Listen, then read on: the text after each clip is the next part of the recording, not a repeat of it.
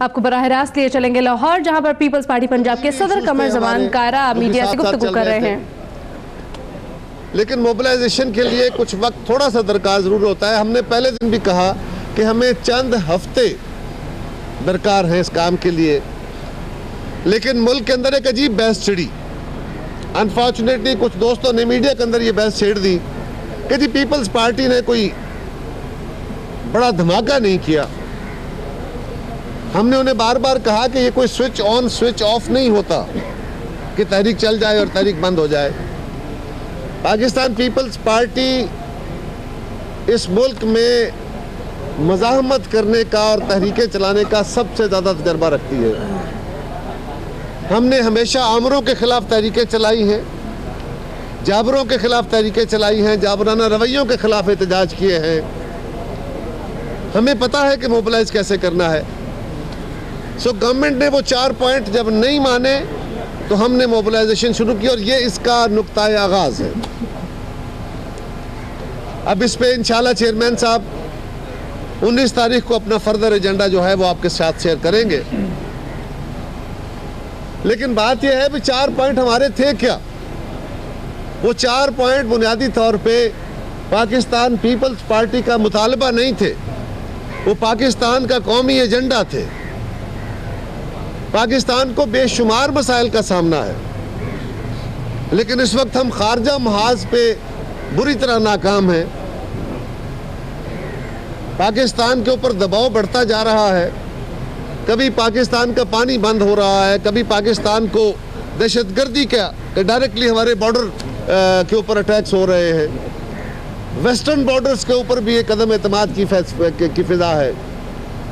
दुनिया पाकिस्तान को जिस रंग से देख रही है और दुनिया में होने वाली माजी करीब में और मौजूदा जो तब्दीलियां हैं उससे खदशात में इजाफा हो रहा। इसी तरह पाकिस्तान के अंदर मुतवाज़न तरक्की नहीं हो रही। सी पैक के ज़रिए पाकिस्तान भर में एक मुतवाज़न तरक्की का निज़ाम अपनाया जाना था, इसलिए कि पीपल्स पार्टी समझती है कि अगर तरक्की बैलेंस्ड ना हो तो ये मुल्कों के लिए नुकसानदेह हुआ करती है, और ये पाकिस्तान ऑलरेडी 1970 में भुगत चुका है।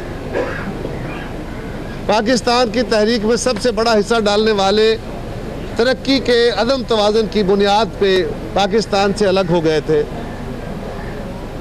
तीसरा मुतालबा हमारा ये है कि इस मुल्क में दहशतगर्दी और इंतहा पसंदी जो अभी तक परवान चढ़ रही है, अभी तक उसके सोते मौजूद है। ये स्लीपिंग सेल नहीं, एक्टिव सेल्स मौजूद है। उनके खिलाफ जो नेशनल एक्शन प्लान था उस पर अमल दरामद के लिए पार्लिमान की एक कमेटी बनाने का वज़ीर आज़म साहब ने APC में वादा किया था, और वो APC के एलामिये का जो हुकूमत वक्त की तरफ से जारी हुआ, जो सारी कौमी क़यादत की मौजूदगी में वज़ीर आज़म साहब ने जारी किया, उसमें भी वो शामिल था। वो कमेटी बनाई जाए ताकि नेशनल एक्शन प्लान पे अमल हो सके और मुल्क से इंतहा पसंदी और दहशतगर्दी का खात्मा हो सके। और चौथा हमारा जो पॉइंट था कि मुल्क के अंदर एक बेलाग एहतसाबी निज़ाम बहुत ज़रूरी है।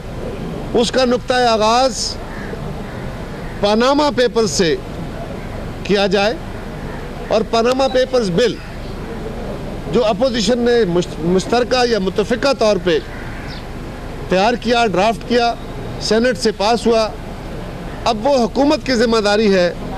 और हम समझते हैं कि जब तक वो बिल पास हो के अदालत को मज़ीद इख्तियार नहीं मिलता,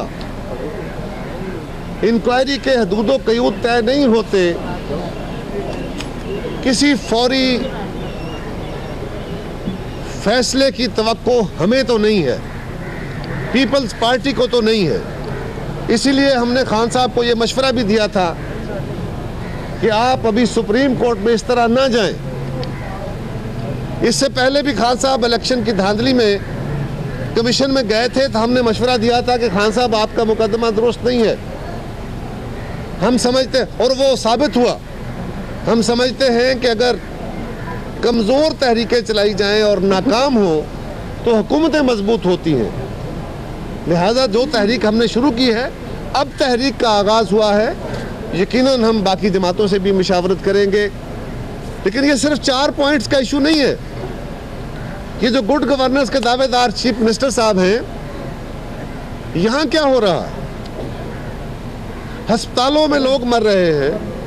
पहले तो जेली दवाइयां होती थी, अब तो जेली स्टंट डाले जा रहे हैं।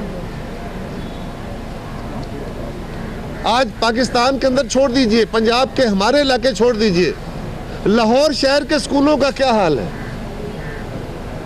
लाहौर शहर में अगर स्कूलों के अंदर बुनियादी सहूलतें, फर्नीचर नहीं है, उस्ताद नहीं है, तालीम के निज़ाम को, सेहत के निज़ाम को, लोगों की डायरेक्ट बेहतरी के निज़ाम को, सर्विसेज के निज़ाम को अगर बैक बर्नर पर डाल दिया जाए और कहा जाए कि बड़ी अच्छी गवर्नेंस हो रही है, ये कौन सी गवर्नेंस है?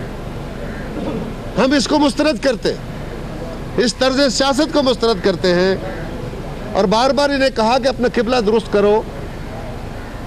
सिर्फ चंद 1-2 मेट्रो ट्रेनें या मेट्रो बसें बना देने से एक ख़ास हिस्से में रहने वाले लोगों को सहूलत फराहम कर देने से पाकिस्तान का मसला हल नहीं हो जाएगा। अगर सबक ही सीखना है तो जुल्फ़िकार अली भुट्टो शहीद की GTS से सीखो, जिन्होंने वो निज़ाम दिया था जो पाकिस्तान भर में, गिलगित बल्तिस्तान से लेकर कराची तक, पाकिस्तान के हर शहर, हर बस्ती के लोग उससे मुस्तफ़ीद होते थे। आप ये चंद प्रोजेक्ट जिसमें आप बड़े बड़ी दिहाड़ियाँ भी लगाते हो और इनको शोकेस करके आप पाकिस्तान के अंदर और पंजाब के अंदर अपनी गुड गवर्नेंस के दावे करते हो, हमने अब इसको भी एक्सपोज करना है। आज ज़रा मीडिया को इस तरफ ध्यान देना चाहिए। ठीक है, बहुत सारे उनके इश्तिहार चलते हैं, वो अपनी जगह, लेकिन ये भी देखने की ज़रूरत है कि आज किसान सरापा एहतजाज है। पाकिस्तान के लोगों को जो रिज़्क़ कमा के देते हैं, पैदा करके देते हैं, आज वो अपनी फसलें जला रहे हैं। पिछले 3 साल से किसान को उसकी फसलों की कीमत नहीं मिल रही। आपने पंजाब के चीफ मिनिस्टर के कहने पे पहले सब्सिडी विड्रा कर ली। क्या ड्रामा है? पहले सब्सिडी विड्रा कर ली, पीपल्स पार्टी की क़यादत ने उसके ऊपर, खाद के ऊपर जो सब्सिडी थी, पीपल्स पार्टी उस पर एहतजाज करती है, तो फिर मियाँ साहब प्राइम मिनिस्टर फरमाते हैं कि मैं चीफ मिनिस्टर साहब के कहने पर, पंजाब के चीफ मिनिस्टर अपने भाई साहब के कहने पर उस सब्सिडी को बहाल करता हूँ। इसका मतलब है कि अगर पाकिस्तान में कोई काम कराना है तो फिर पंजाब का चीफ मिनिस्टर ही कहेगा, बाकी चीफ मिनिस्टर नहीं है इस मुल्क में, उनका मुतालबा नहीं माना जाएगा। ये जो तरीकाकार है, हम इसके शदीद मुखालिफ हैं, हम बिल्कुल कबूल नहीं करते। हमें लाहौर शहर की तरक्की और लाहौर शहर की बेहतरी का बहुत ख्याल है, लेकिन ये पंजाब के बाकी इलाकों की कीमत पे नहीं होनी चाहिए। हमें मुतवाज़न तरक्की की ज़रूरत है।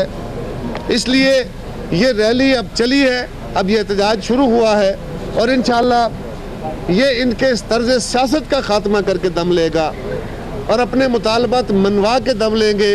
इसके लिए इंशाअल्लाह चेयरमैन साहब अपना फर्दर एजेंडा जो है वो 19 तारीख पार्टी कमर जमान कारा मीडिया से गुफ्तगू कर रहे थे। उन्होंने कहा कि अब तहरीक का आगाज हुआ है और यहाँ से तहरीक आगे चलेगी और मुस्तहकम होगी। उन्होंने गुड गवर्नेंस का पोल खोलने का दावा भी किया।